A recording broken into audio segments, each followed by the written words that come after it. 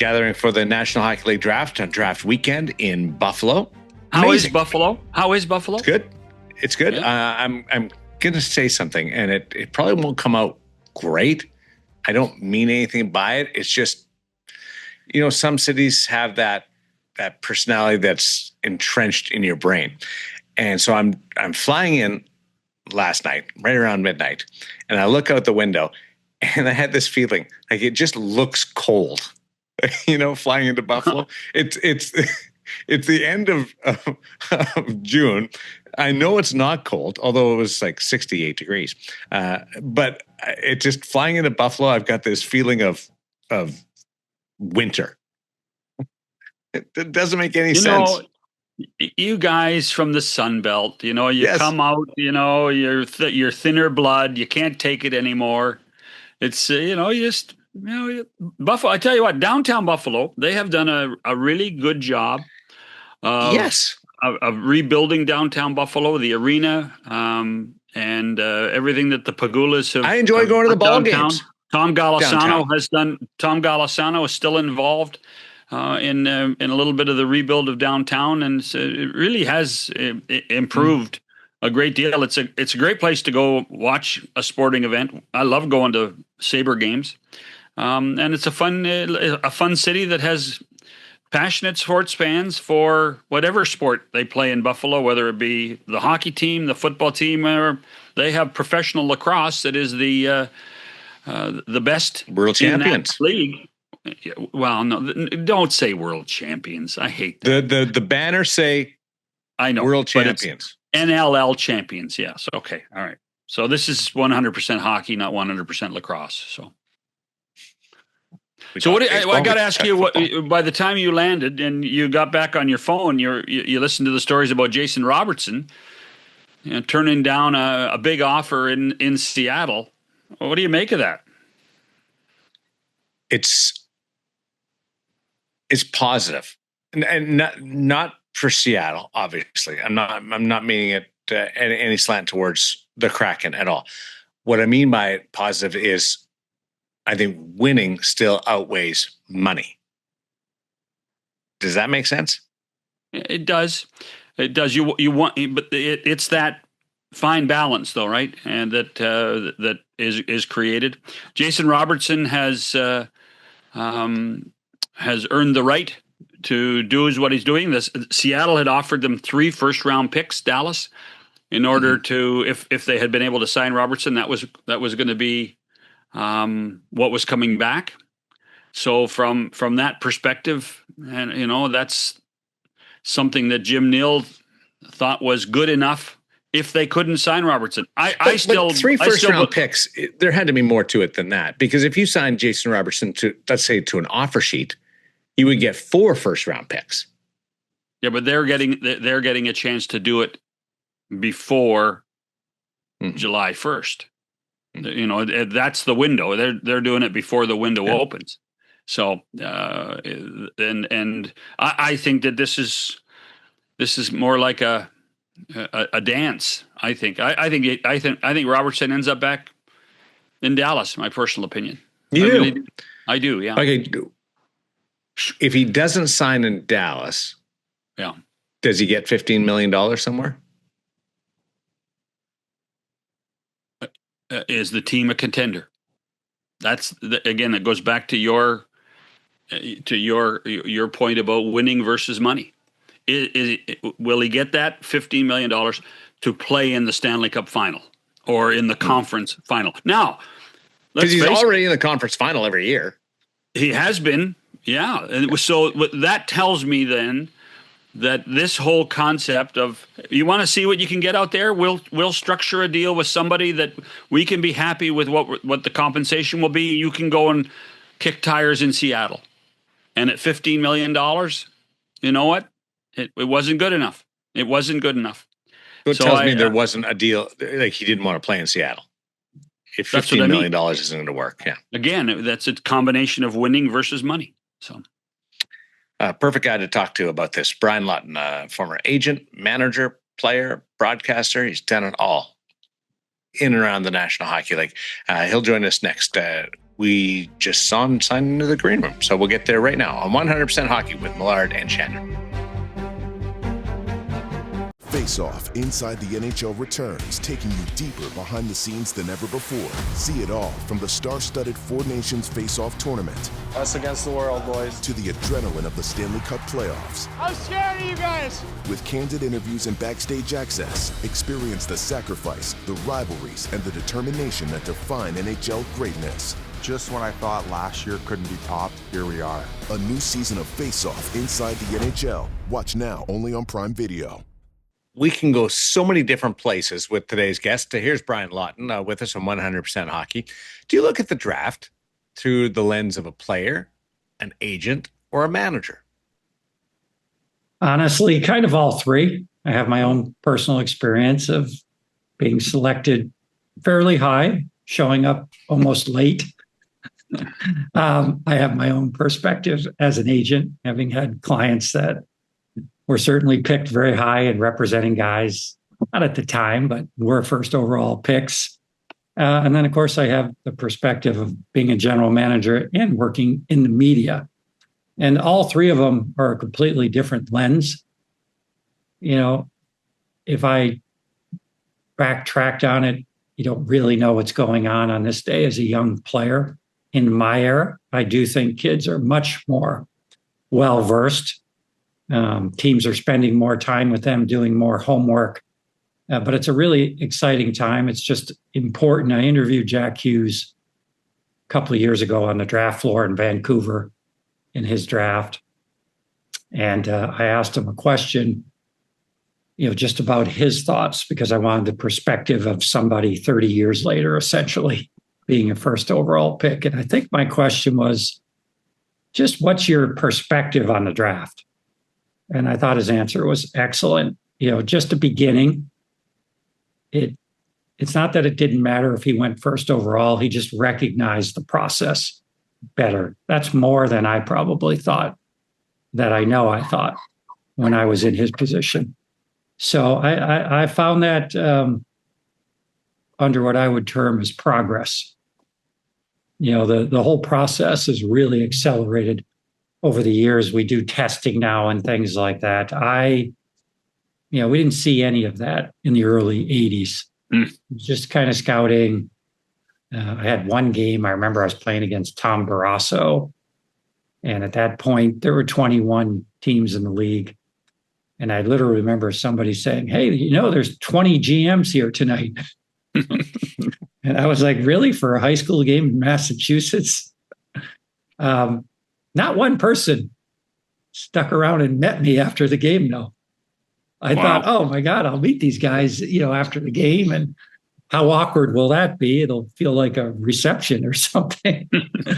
But not the case. And it's just the way it was. It was just different. So I'm thrilled to see the process people use now. I think it's so in-depth, so intelligent, and so much better for everybody, for the clubs and for the players.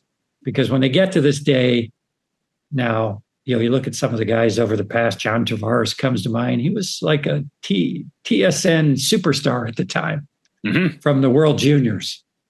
And there's been so many others that they're just so well-versed. It says a lot about, how much work goes into the draft. It's significantly different than it used to be. Brian, you said you were drafted high. Let's be realistic. You were number one. I said that was high. Yeah. Right. He wasn't wrong. No, I know, but he rounded up. Yeah. Yes. More nervous though. More nervous as the player getting drafted, or when you were the manager trying to pick a player, or the agent trying to protect a player. I think as a young player, we kind of saw it in the playoffs here. A lot of the younger teams performed really well. And you always want to give that some thought. Why is that? Are they more energetic? Are they more prepared?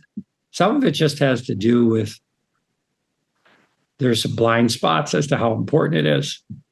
My first year in the NHL, we lost to the Edmonton Oilers 4 straight in the conference final. Mm-hmm. at that time, I remember thinking, that sucked, but it's only my first year. I'll surely win a Stanley Cup and be back 3 or 4 times. I had no perspective in life, unfortunately. And ignorance is bliss, so to speak. Never made it back to the finals again. And, that was just something I think about that often. You just don't know. So I don't think the players are too riled up about it, although I do think it's become more of a badge of honor if you do get selected first. I never really had any thoughts about that.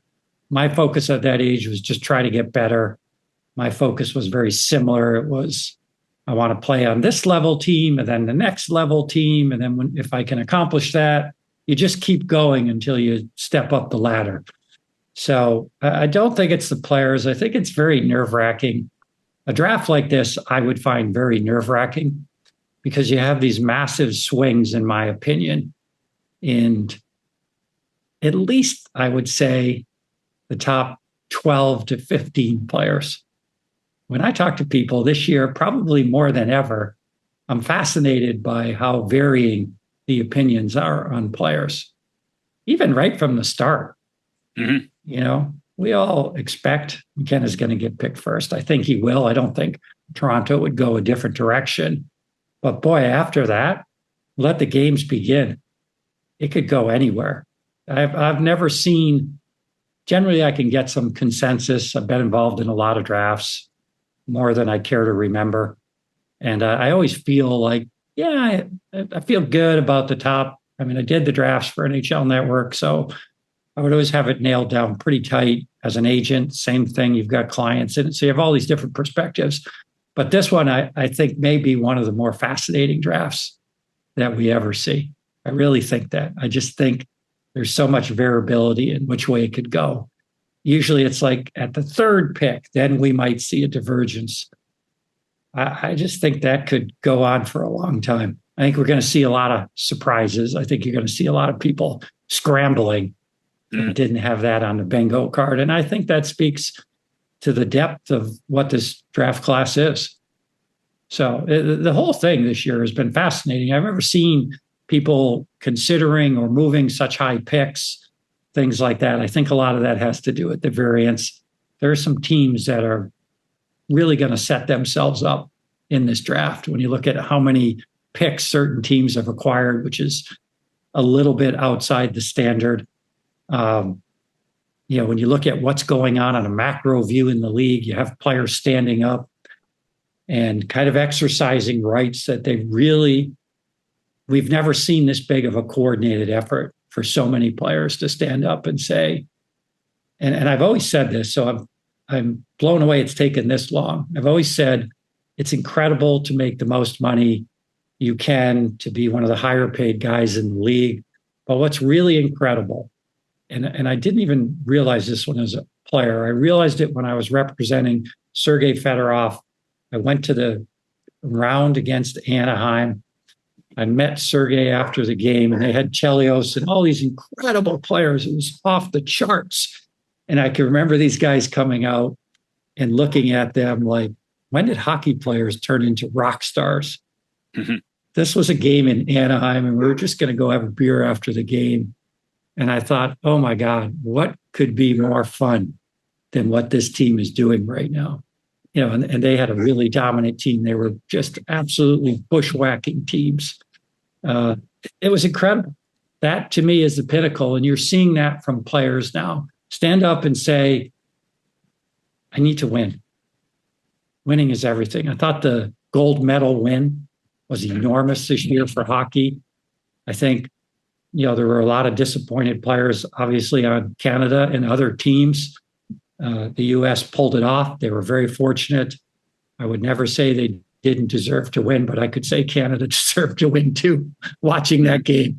But I think that somehow this has awoken something in players where they are ready to stand up, because we're seeing it, and say, I need a better product from my management team, or I'm going to exercise this right. And it's wreaking havoc right now, in my opinion. How chaotic do you consider it?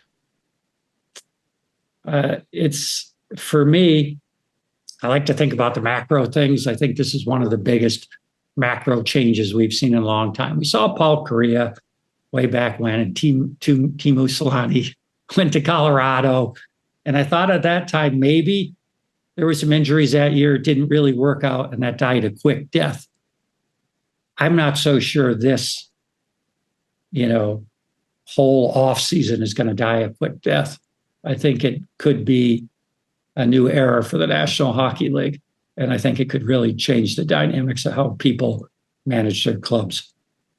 Is this a Canada-US thing, or is this a winning? No, I keep getting asked. I've commented on this a few times, and somebody kind of came at me about players don't want to play in Canada. Absolutely not true. That is not my point. And it's not a no state tax issue either. It's a, what does our future look like? There's a lot of people looking at Dylan Larkin and going, that's strange. Here's a guy that's a captain. He's been there his whole career, local ties in the United States. And, is a very well-liked guy, a very, I wouldn't say quiet, but certainly not boisterous. Certainly not Brady Tkachuk. Different personalities, right? And yet they both have kind of ended up in the same spot, which we never saw that in the past. Very, very rarely, other than that one time where everybody said, I want to go somewhere specific. Is the next step going to end up like the Miami Heat? When LeBron and Dwayne Wade and Chris Bosh, all these guys got together and won a championship. I don't think it'll ever end up there, because I've always considered hockey significantly different than basketball. I just don't. Because the game is more fluid. You need more players. You can't just put... Edmonton has 3 great players, in my opinion. I consider Everett Bouchard a great player. Obviously, McDavid and Draisaitl. It's not enough to win in the National Hockey League. It's gotten those guys really close, but it's not enough to win. We saw what Vegas did, Daren, and you're familiar with it.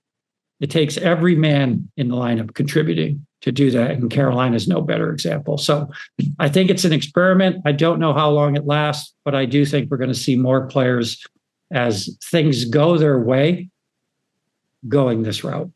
So, but this was as tumultuous a week before the draft, Brian, as I can remember.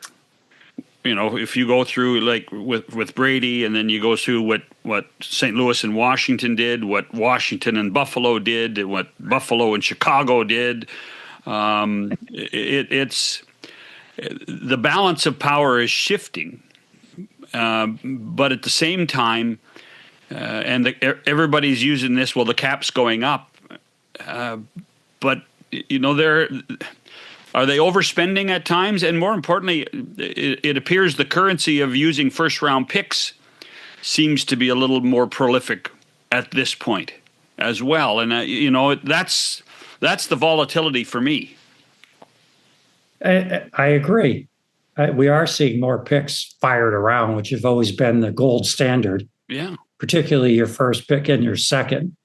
I think one of the unintentional consequences of the salary cap has been that every owner that spends to the cap, which is virtually everyone, now expects to win. These guys are business people, and they know that they're contributing the maximum amount. The game's never been better, so it certainly works. I just think it's a lot of pressure. I think it's a lot of pressure on managers. You have various teams that have a window, haven't capitalized, and that ramps things up quite a bit. That's more than anything, I believe, what is going on. The rising cap, that's going to continue, but I look at Seattle, and they go 15 million reported on Jason Robertson. Yeah, and they were prepared to send 3 first-round picks back to Dallas for it. Exactly. So what are they saying to the market? And Todd Leiwecke's done a magnificent job, in how that team's structured, the amount of revenue they're generating, the way they're felt about in the community. It's been off the charts. But to me, it's saying that they're not happy with how the performance has gone. And now you're seeing extremes. Seattle has, publicly gotten a bit of a rap that they don't have any star players. They haven't really hit it on anyone. They haven't acquired anybody at that level, but they have been active. They've made moves and good moves. They had a nice run early, but you get the sense when you watch that organization, you feel like they're getting almost, I wouldn't say desperate, but they're aware of their circumstances. I know a lot of the guys that are minorities there and or just big Seattle people. They love the Kraken. They love everything they've done in the community. They'd like to see a little more winning at this stage. Is that realistic? Right now, everyone can compete, and we're seeing that by spending dollars, but it still can be cyclical, where you're either taking a step forward or a step back. Seattle, in my opinion, is still in a position where they probably, what they need to do and what they're thinking are not matching up. Probably need to take a step back. And I feel like that's unthinkable right now because that's a very proud organization and they want to take steps forward. So when those don't mesh, it can go sideways really fast. So two things on the Robertson situation. Any chance that Jason has priced himself out of the market? I mean, $15 million for this guy, that's a lot of money. And is there any chance that he can go back to Dallas? I absolutely think he can end up back in Dallas. And I wouldn't even be surprised if that happened, but it wouldn't be on a long-term deal, in my opinion. I don't know that, but if he goes back to Dallas, then I would see it. He's going to be a UFA in a year. He's got arbitration rights. It's probably the right answer for both parties right now because it's not strictly or solely money-based, or he would have agreed. If it were just money-based and not what we've been talking about, where, winning matters more than ever, and that doesn't mean Seattle couldn't win. He obviously would help them be better. I'm just not convinced that because of what we already talked about, or I suggested, hockey is not basketball. You're not one player away. Seattle's more than one player away than being a Stanley Cup champion. So he says, no, it's not great for the organization. Where does he go from here? I would have to think he has a few places. He's got a very educated management staff working for Jason. I'd have to think they have a few places picked out. I'd have to think going back to Dallas is a real option. But in the back of my mind, having been a former agent, I'd say, don't worry about Jason Robertson. It's going to work out well for him one way or another. Don't lose any sleep, John. Daren, you look concerned. Don't worry about Jason. He's a good player. The thing with Jason is that Jason, even the last contract, it was a contentious. Remember, he held out. It was a contentious negotiation the last time. Yeah. I would say for some unknown reason to me, the market undervalues Jason Robertson. I really see that. All he does is produce points. He's not super fast. He's a great shooter, but he doesn't get, he's the best in the league at this. But he is a great player. 109 points, 3 or 4 40-goal seasons, still, 27 years old. There's just so much to like there. Obviously, there's teams circling. But for whatever reason, maybe not being on the U.S. Olympic team, which was absolutely, something that would have been tough for him, but he didn't make it because he wasn't good enough. He didn't make it because Billy Guerin went with a very specific strategy. I could pick players' names that he's better than that were on the team that would tell you he's better than them, but he wasn't better at them at X, Y, or Z. And Billy's task was to try to win. I would suggest the guy that might be traded now, Vinny Trocheck. Vinny's not a better player than Jason Robertson, but he was on the U.S. Olympic team. Why? He's a great penalty killer. He's a great team guy. It's not an indictment on Jason. It was more about the strategy that Billy Guerin and the U.S. team chose, and obviously it worked for them. They were fortunate to win, but they won. So, for some reason, I don't think Jason has got his due. I think he'll get that in this contract. And if I believe strongly, if he does end up going somewhere else, a lot of people would be saying, this guy's better than I thought he was. Dallas just has a great team. They have a lot of young players. They have a lot of depth. For me, the one thing that I haven't quite figured out when I look at their roster is with Tyler Seguin potentially missing time next year, is there no way for the Dallas Stars to create enough cap space to at least keep him for another year, push it down the road? You can always trade him at the deadline if you wanted to. Is the sticking point money? I don't know that. I suspect it could be, obviously, but that to me, that's why when you say, is there a possibility or could he go back to Dallas? I answer unequivocally, yes, there is, but we'll have an answer pretty quickly if that's going to start to move that direction. Right now, it feels like it's moving the other direction of him being traded. I thought I had a handle on it, that he wanted a number and Dallas wasn't prepared to go there. But if Seattle's willing to cough up $15 million, that takes away the cash part. I don't know what the sticking point is between Dallas and Jason Robertson. Do you have an idea? Quite frankly, they couldn't afford to pay $15 million. I'm not saying that's what they offered or that's what he asked for. I'm just saying it's a money issue. So what do you think Robertson's number should be? Anywhere from 12 to 14. I look at everyone's cases, and having done it for a living, I feel pretty dialed in. Now it's rumored. I believe I've seen it out there in the press, and it may not have been from a club source, but I felt like somebody put it out there that Dallas offered him at least $12 million. So could that be acceptable? For some players, that might be acceptable. Mm-hmm. Well, it's that fine line you talked about at the top, Brian, winning versus money.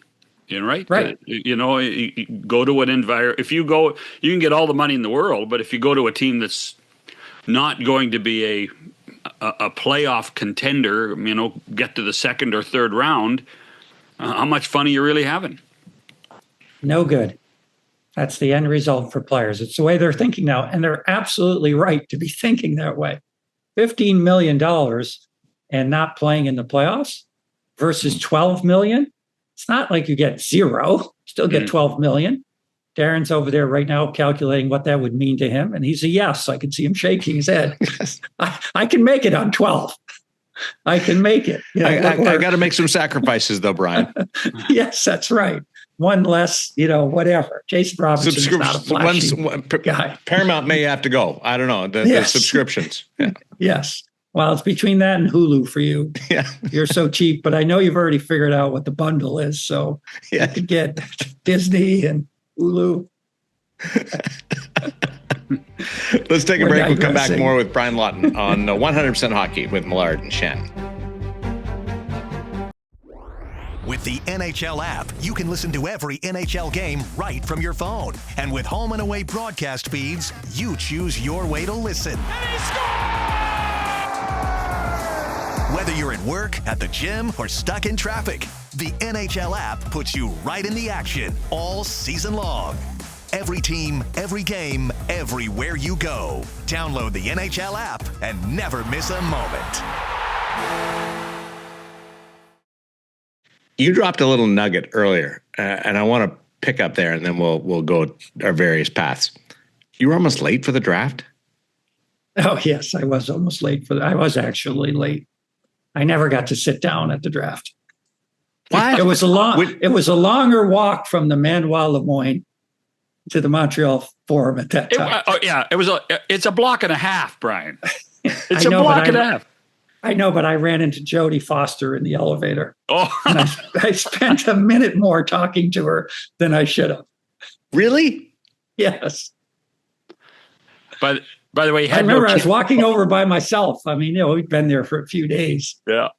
And I'm going down, and the elevator door opens up, and I'm looking at this woman, and I'm like, "Wait, this girl looks familiar." I figure it out. I introduce myself, ask me what I'm doing there. I don't say anything. I'm hoping to be drafted. That's why I'm in town. And before I know it, a few more minutes passed than should have, and on I went.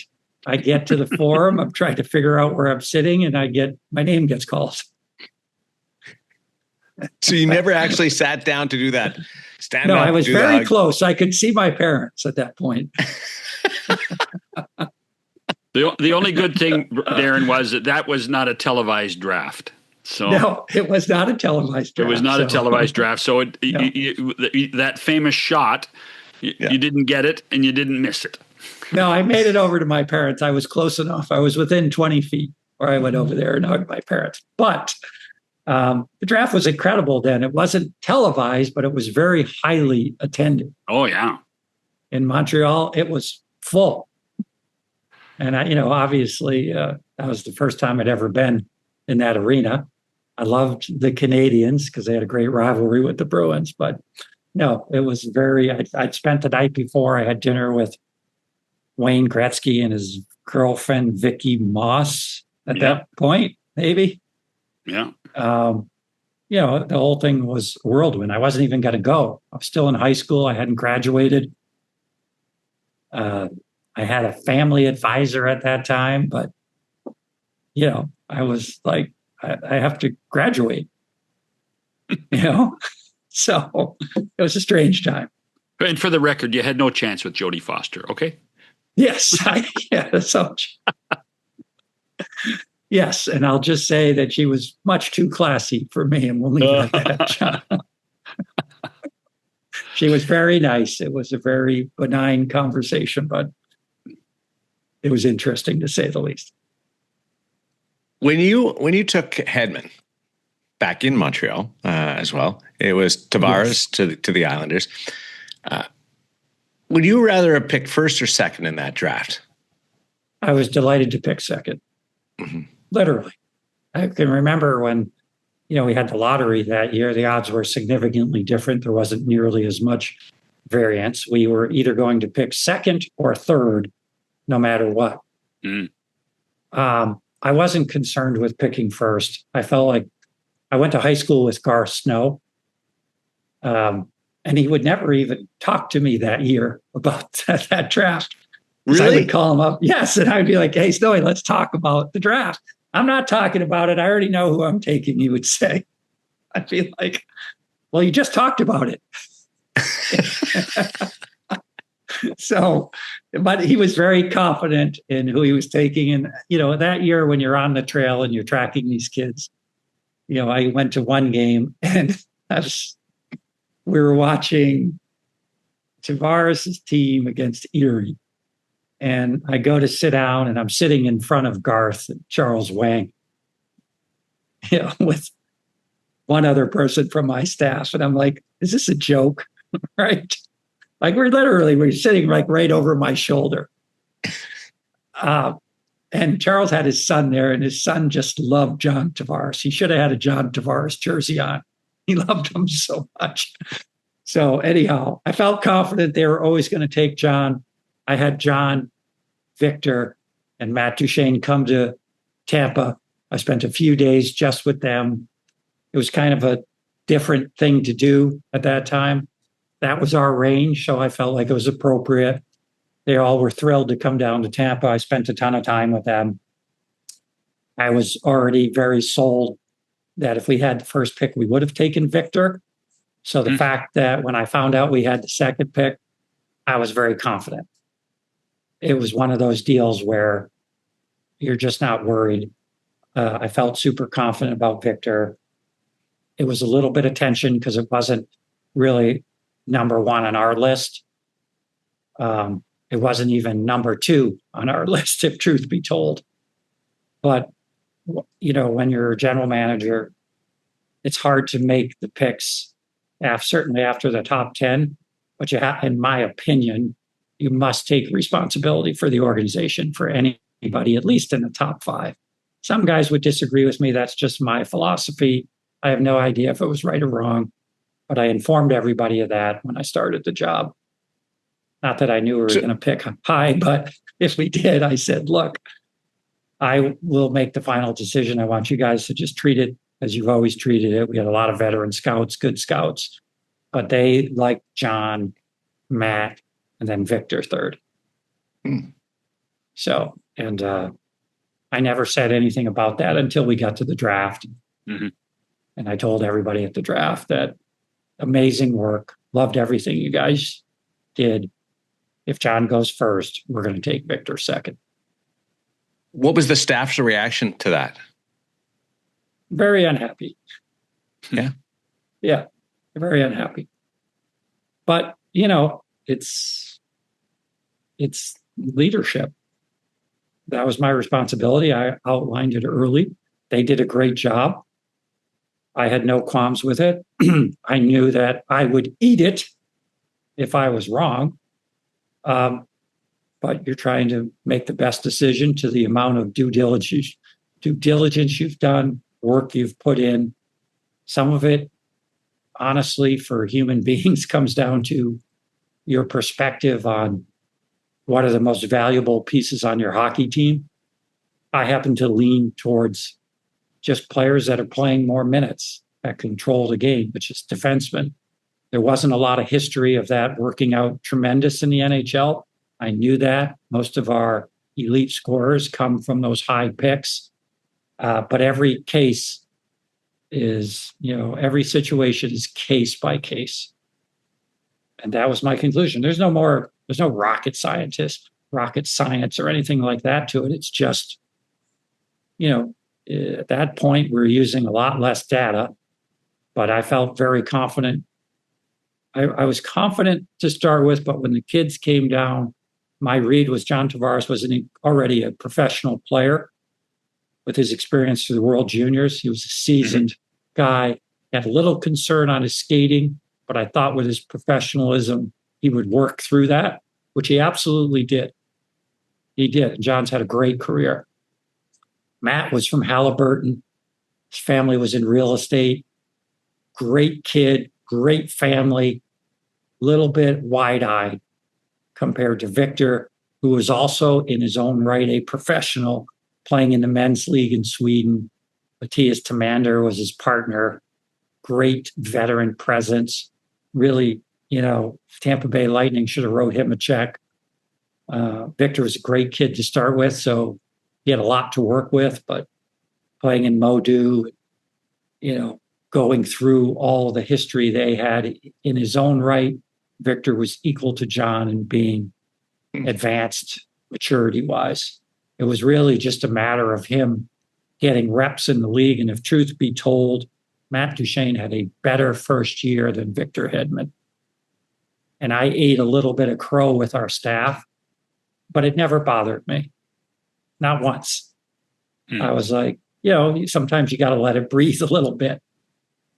In the end, Matt's had a great career, really played great last year. He's a great kid. But Victor's had an exceptional career.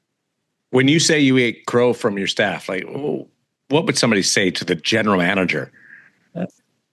Well, initially, some people said to me that, you know, people were laughing at us for making that selection.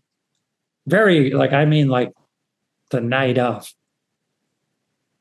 Somebody said that, one of the people on the staff said that to me. And I said, it's okay. Can we play one effing game before we make up our minds? Yeah. Like, I kind of expected some of that. But that would tick me off of somebody in my staff saying that stuff to me. I wasn't thrilled about it, but at the same time, I was very big on promoting people to please express their opinion. You must express your opinion. This cannot be an extension of me and groupthink. Otherwise, I don't care who you are. Right. You could be the greatest of the greats, and you're still going to be limited, and your chances to do great things are significantly reduced. I've always believed that. Okay, so I think it's the first time in 18 years that one of the top 5 picks was traded at the draft. Kyle Davidson traded 4 to get an experienced defenseman in Byram. Do you view that as the Blackhawks changing their philosophy of where their build is, or is this just an extension of saying, okay, we need now to be at the point where we are playing meaningful games in March and April? So it's definitely led by, we need to start to ramp things up now. We've been going through a bit of a rebuild. Ownership maybe, wants to see a little more performance. How can we accelerate that? We get a meaningful player back. There's also a little bit of history there, right? And that's what being in this business, it's really what separates people. So Norm McIver is essentially number 2 there. He's a great guy. He's an excellent hockey mind. If you go back to when Bowen Byram was selected or not selected, right? Because they went with Kirby Dach. And Normie and I were roommates. We would talk often. He loved Bowen Byram. And so did Stan, and so did Scotty Bowman. I remember having a conversation with Scotty that year and him just telling me he just thought he was the best player in the draft. For some reason, Chicago didn't take him, right? Mm-hmm. And Normie is now back there. He's the right-hand person for Kyle. I don't believe that Kyle was there at that time, but he may have been there in a junior role because that's how he came up, to rise to where he's at today. He's a very bright young guy. And when I saw that trade, it was my first thought. It was like, that should have happened a long time ago. Would you have ever traded a top 5 pick? I understand why Chicago did it. It wouldn't be my lean.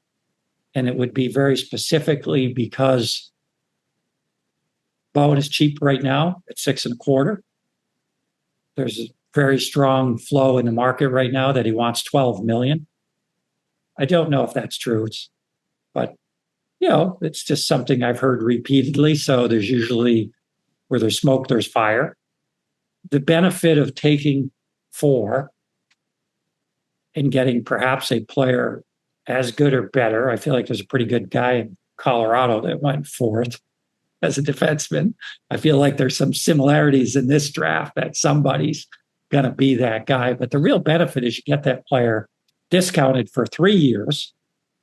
Probably not going to help you. Unrealistic to plan that he would help you in year 1. But Matthew Schaefer blew that thought up last year. Did he ever?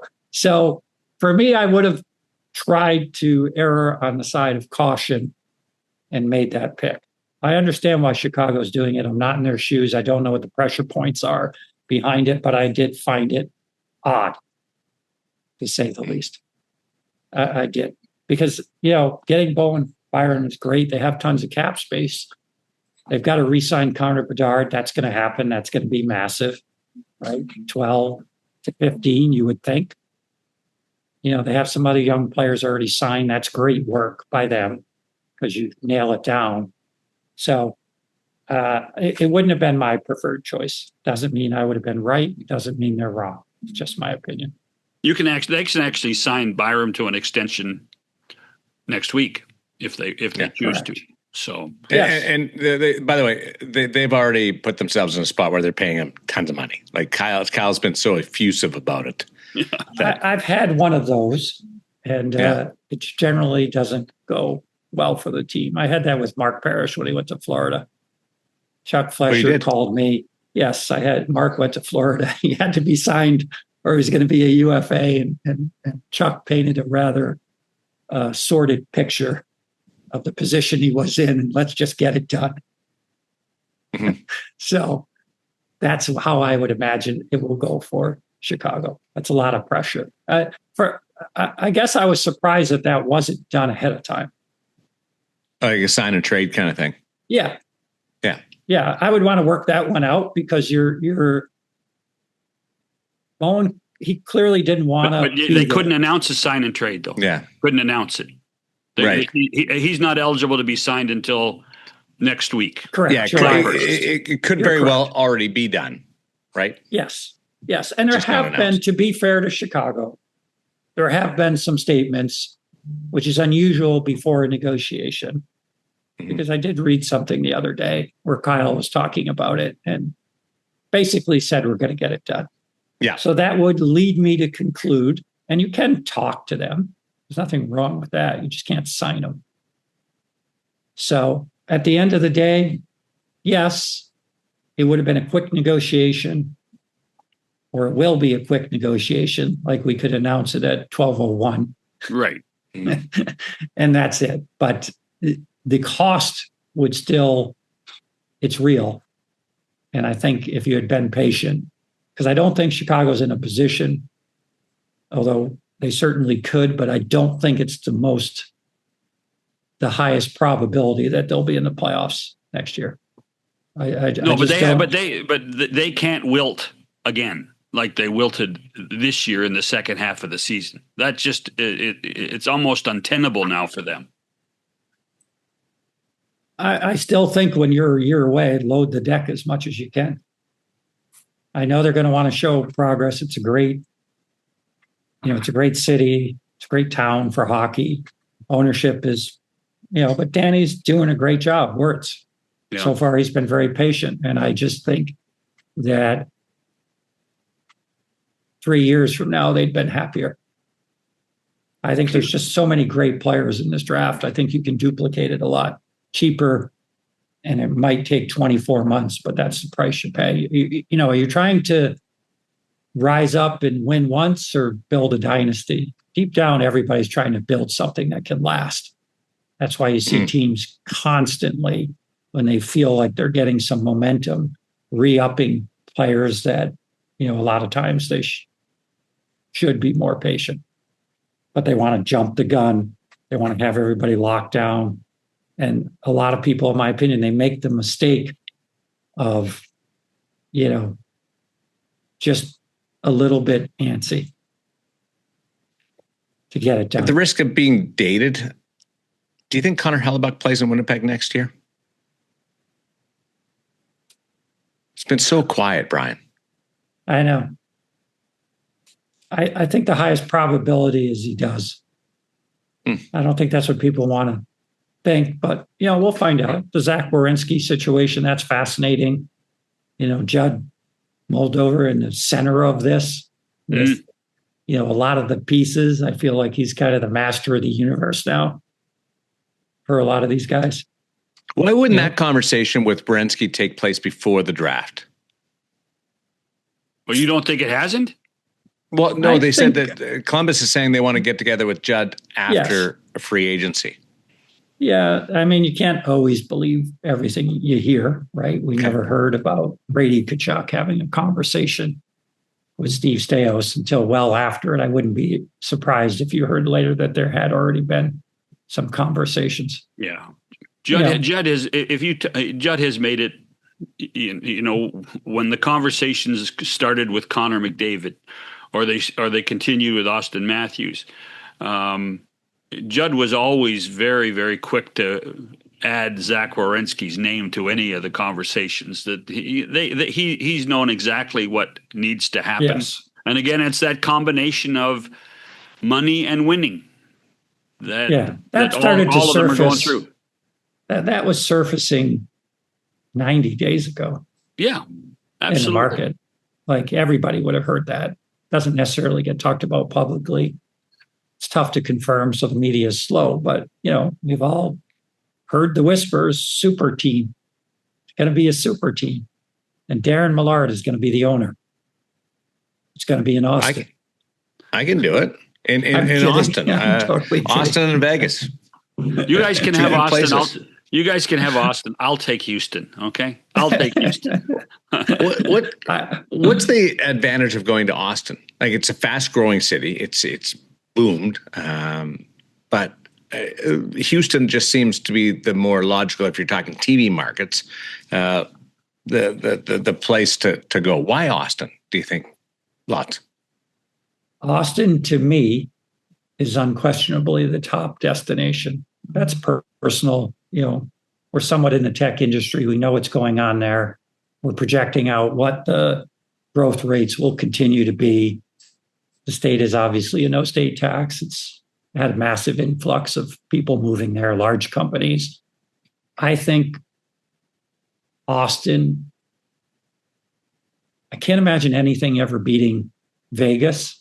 And I'm not being a homer because you're doing this interview, Daren, but I think Austin would really, the way that Vegas did. I mean, think about the success in Vegas with all the sports now. People were hesitant to go to Vegas. Everybody kind of didn't want to touch it, stayed away from it. I don't know. Didn't think it would definitely like work. 15 years ago, nothing was there. 15 years ago, nothing. Yep. Now it seems so elementary, so obvious that everybody's trying to get there. Every league, the NHL, to their credit, they were first. Mm-hmm. They took, a bold step, and they've been rewarded handsomely for it. I feel like Austin is that next place, because I don't love the other places. No disrespect to Sacramento or Kansas City or Milwaukee or Atlanta, and to John's chagrin, Houston. I feel like Austin is the next best place for a National Hockey League team. I really do. I've been there. I know the community. I've seen how much money is going there. I just think that it won't take 15 years for us to say that was elementary. I think you could put a team there. There's people that definitely will spend the ask. The ask is huge from the NHL. It's not $2 billion to buy an expansion team. It's really closer to $4 billion. Well, that's because you're including in the infrastructure of an organization and an arena too, right there, Brian? Right? Exactly. Yeah. But that's where the NHL has progressed to now, that they can. If you had said 10 years ago, we're going to say that with a straight face, all of us would be looking at our shoes, saying that's not true. But now it's a legitimate ask, and it will happen, in my opinion. Maybe John's right, and it'll happen in Houston. I don't know that. But I just think that they can't ignore, to Daren's point, they can't ignore the size of the market. I mean, Austin versus Houston is David versus Goliath. I agree, but I think that's going to change, John. And the best work David's working out. David's working out right now. No. It's okay to. What you're saying, John, in my opinion, is the populist view. But the reality is that, and we're on tape, so you can come back and say, you're so stupid, Lots. Why did you suggest Austin? Well, Austin's out there. I mean, but I actually think that all of this, in my personal opinion, is they're using Austin as a stalking horse. They're using it as a stalking horse to get a better deal in Houston. I disagree, because I know a lobbyist in town, and I can tell you very, very strongly in Austin that if the San Antonio Spurs could be in Austin, they would be in Austin. I love Austin. I like visiting Austin. I would go there more than any other place in Texas, Dallas, everything. I just love that place. I love that city and everything that it has to offer. And the tech boom, man, like the amount of cash that's in that city. Don't just think population. Think cash and money, right? There's so much money there. It's going to be a behemoth. They have some infrastructure issues that, have slightly slowed them, to be fair, but that's just a pimple on the rear end. That's nothing. No move, no trades. Any way to put that back in the barn? I'm not sure how it got so out of hand.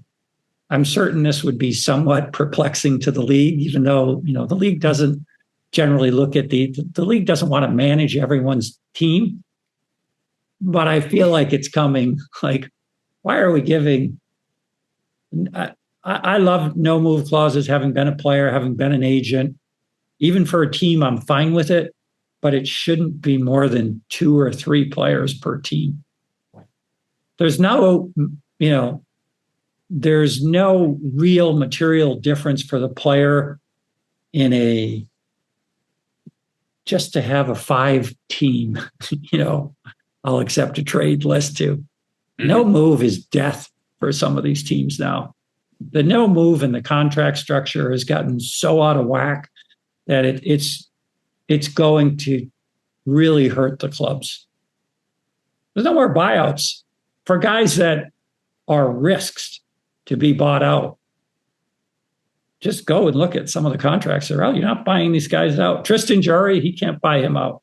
I'll just pick one team. Trent Frederick, can't buy him out. There's no buyouts. If you sign, these guys are not. That's only 1 year. You're buying Trent Frederick out after 1 year. I'm not saying that. I'm just saying you can't. When you do a contract, that's because there's this other philosophy, Brian, is that I'm going to sign this guy to a 6-year deal because you know what? If we don't win, I'm not going to be here in 6 years, and it's not going to be my problem. The ownership is going to smarten up and wake up to that and start to hold people accountable. I'm just using two examples from one team. Yeah. And Tristan Jarry was not signed by the Edmonton Oilers. That's not on them. The on them part would be that, when you trade for a player, obviously you know their circumstances. So you go through your checklist of this guy's, and it always starts off the same, you guys, because it's human nature. This guy's going to be great. Yeah. He's going to be great for us. This is the difference. The important thing is that you end at the bottom of that checklist. And somebody, this is so funny because this is actually how AI works, right? You can create your own counsel on Claude. Everything you're doing, Daren, every question you want to ask, it'll always end with a first principles thinker, and it'll always end with the contrarian that'll say, what if this goes wrong? What happens then? Well, what happens then? In Trent's case, he actually has a no move, which, that's too far down the lineup for a player. That's when you must say, hey, man, we love you. We want you. You're going to be great here. We're paying you great money. Mm-hmm. But if it doesn't work out, it's really not in your best interest either to just have a no move clause. It stunts, the opportunity for both parties. I do see that rationale coming to fruition, but right now we're in the number of no moves that the league has, and I've been saying this since before this year. There's going to be a reckoning, and now you're seeing that. Even an increasing cap won't be able to make those moves less painful. Is there a monetary value to a no move or no trade clause? Can you attach a number to it? So I suggested to somebody this a couple of years ago. So if I want to sign a guy for certainly that is not in your top 3 players, and you want a no move, and I want to pay you, if you're not in the top 3, let's just say you're middle of the road, you're making $4.5 million, and you want a no move because it's so important to you. And now we're finding out it's only been important to some players because they're standing up and saying, I want to be traded, which is even more bizarre. But I suggested that, look, if I'm going to pay you 4.5 and you want a no move, sure, I'll do it for 3. You'll get $3 million instead. It's that valuable to the clubs. A year, if you're on a multi-year, it's destroying their flexibility. And flexibility is everything in a hockey team. It is not basketball. We're not getting 3 superstars and we're going to be a dominant team for the next 10 years. It's so fluid. Florida had injuries last year. They lose 1 star player and the whole thing goes down the tubes. It's much more sensitive than we give it credit for. They lose 1 player. You have a couple players that line up that are on no moves and they have bad years at the same time. You don't have and Jacques Lemaire used to say this all the time as a coach, I need to have some optionality. You're taking away your optionality and it is catastrophic on a short-term basis. All those things, they'll be worked through in time, but you get caught in the wrong part of your cycle and you have too many no move clauses, because you thought at the end of the day, who cares? That ship sailed. People care now. They're seeing how destructive it can be to an organization. And it's going to change, but it'll always be a tough change because there's always somebody that must have a player. It's like arbitration. When I was an agent, we never lost or got stuffed in an arbitration. And I used to say this, and people would say, well, that's so arrogant. Why would you think that? Well, back then, it was really the players that chose to go to arbitration. So if I can't calculate how I'm going to do, and I have the choice to do it, then I am a moron. We had 21 guys sign for arbitration one year that literally file for arbitration. We'll be lucky to have 2. Yes, I know. But that's, like you have some control over these things. Well, that's what no move clauses are. You have control. You have control. What is the difference if you must give me 3 teams? You're still limiting me as a general manager from making a trade. You still have control. You just don't have the God principle. You're not omnipotent on it. And now that we're seeing players go the other way, I do think we'll see a lot more appetite for GMs to just say, no, we're not going to do a no move. But yes, we'll give you, no trade protection, but not a no move. Why do you need a freaking no move? There's 32 teams. You're not willing to go to any of them? Now, I'm a little different because I got traded on Christmas Eve, essentially. Yeah. And I didn't appreciate it. But it is what it is. And I actually wasn't told till the next morning because you couldn't trade me on Christmas Eve. But somehow at 7 a.m., I got traded the next morning.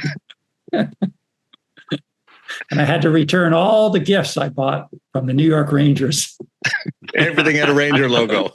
Everything I had had a to get Ranger rid of logo. the Ranger logo and pick up a Hartford Whalers logo. I wasn't playing at 1:00 in the afternoon was the good news that Phil Esposito told me when he traded me. The game was going to be at 7. It was just going to be in Hartford instead of at Madison Square Garden. So, but you know what? Like when you're a professional, I don't think players care as much as people think on the no move clauses. I think it's more something driven by the agents. It's a little bit of a badge of honor. It's a little bit of a contest. Yeah. Hey, how'd you not get me a no move clause? This guy over here has a no move clause, and I'm better than him. That's all that's happened with that. Yeah. So when everybody can kind of back out, it'll get rectified. But this cycle, because there's an exorbitant amount of no move clauses. Mm-hmm. Right. I mean, an exorbitant amount. Too many. Compared to other leagues, 10 times more plus. So I think that'll get worked out. But, the National Hockey League, they're overseeing the league. They don't want to oversee every club. They want clubs to be able to operate independently. That's what creates, advantages or disadvantages for people. So, Producer Hugh's done some numbers. We'll give that after the break, but we'll give you the numbers that reflect exactly what you're saying about the disparity between no movements between National Hockey League to the other sports. Opening night in Austin, you and I will be there, man. We'll try to get John to come. No, he can go to Houston and watch it on TV. Well, if you can get Austin TV in Houston, yeah, sure. But that'll be in 2030. That'll be in 2030. That'll be good. Thanks a lot. It's always great catching up with you, man. I know it's not. My pleasure, guys. Thanks. Be good. There's Brian Lawton back with 100% Hockey. Some of those numbers for you as we continue with Millard and Shannon. Face-Off Inside the NHL returns, taking you deeper behind the scenes than ever before. See it all from the star-studded Four Nations Face-Off tournament. Us against the world, boys. To the adrenaline of the Stanley Cup playoffs. I'm scared of you guys. With candid interviews and backstage access, experience the sacrifice, the rivalries, and the determination that define NHL greatness. Just when I thought last year couldn't be topped, here we are. A new season of Face-Off Inside the NHL. Watch now only on Prime Video. Okay, so those numbers that I teased Yeah. before saying goodbye to Lawton, this is from producer Hugh. Approximately 250 no trades or no movement clauses in the National Hockey League right now. Now that Out of 750 players, 800 players? yeah, and I don't know whether those are all full no trades or partial trades, but Right. there's 250. There's 2 in the NBA, 35 in Major League Baseball, and 8 in the NFL. So total between the other 3 major professional sports, you have 45. And there's 250 in ours. Yeah. Well, but to your point earlier and Brian's response, people used it as currency. And when you're trying to manage a cap situation, if you could give a guy that kind of job security, not moving him, not trading him, you were then saying that we don't have to pay as much. Perhaps $1.5 million on a $4.5 million deal. That's a big percentage. A lot. That is a lot. But we're gonna have to see what happens, though. I like the idea of limiting it to 3 per team, but then I wonder, like, what's the, there's unintended consequences to everything. How does that filter out when you're only allowed to carry 3? It puts teams in binds. If they've already got 3 guys with no trades, they can't acquire another one. So it restricts you on that aspect. So there has to be some play, some flexibility in my plan. Well, let's face it, that's something that would have to be collectively bargained. And the CBA goes till 2030 now. So it's something that... So there's some time to work on this. I'm sure the commissioner and the deputy commissioner and the people at the Players Association, Marty Walsh, Ron Hainsey, we'll have a discussion about this on an ongoing basis, and we'll you can see only have. How about this? You can only have 3 players on your team that you've signed to no trades or no movements, but you can acquire others. Well, that's a start. You should go to the meetings with Marty and Gary. I saw Marty the other day, and we had a good catch up, Mr. Mayor. I'm proud of you. That is so good. Thank you. Thank you. So good. Have fun in Buffalo, will you? Thank you. You have a great weekend. Free agency right around the corner. Looking forward to that. 100% Hockey with Millard and Shannon.